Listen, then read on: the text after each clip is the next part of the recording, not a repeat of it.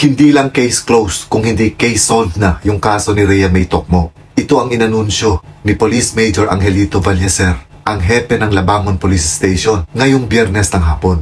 Matapos nilang sampahan ng kasong murder si Simeon Gabutero, kasama yung nakababatang kapatid niya na sinasabing kasama ni Simeon na sakay ng motor habang dala nila yung karton na kung saan nakasilid ang bangkay ni Rhea May Tocmo at itinapon nila. Ang ama ng biktima na si Romeo Tocmo ang complainant dito sa murder charge.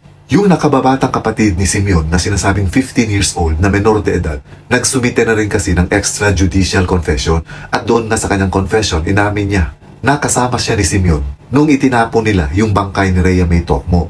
Pero sinabi rin niya sa confession niya na wala siyang alam kung ano yung laman ng karton na isinakay nila sa motor.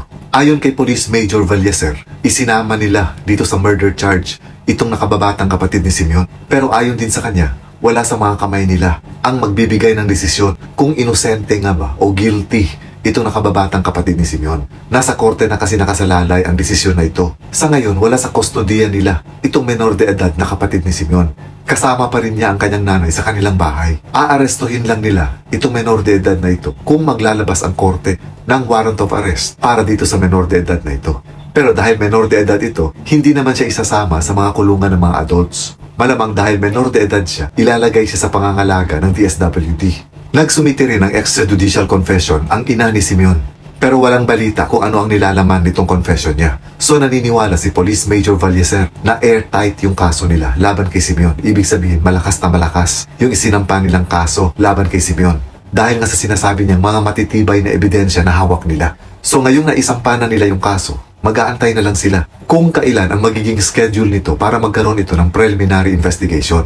Dito sa preliminary investigation, maglalabas ng resolution ng Cebu City Prosecutor's Office kung may probable cause ba or sapat na dahilan para magkaroon ng trial o paglilitis itong reklamong isinampa laban kay Simeon Gabutero or ibabasura.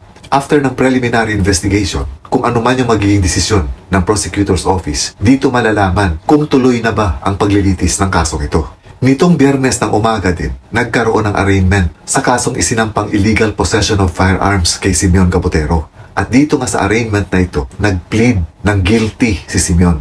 At dahil dito, hinatulan siya ng korte ng pagkakakulong na 6 months and 1 day dahil sa illegal possession of firearms. So ibang kaso ito dito sa murder case na isinampa sa kanya dahil sa pagkakapaslang kay Rhea May Tocmo. Walang koneksyon yung illegal possession of firearm sa Rhea May Tocmo case. So ngayong case closed at case solved na itong kaso ni Rhea May Tocmo, sana nga ay makamit na ng pamilyang Tocmo ang hustisyang hinihingi nila. Ngayong pumayag na sila na sampahan ng kaso itong si Simeon Gabutero at ang naging complainant nga ay yung mismong ama ng biktima. Ibig sabihin ito, tinatanggap nila at naniniwala sila sa naging resulta ng investigation ng Labangon Police Station. And let's hope that justice will be served soon. And may Rhea May Tocmo rest in peace. Once again, maraming salamat ulit sa inyong panunood.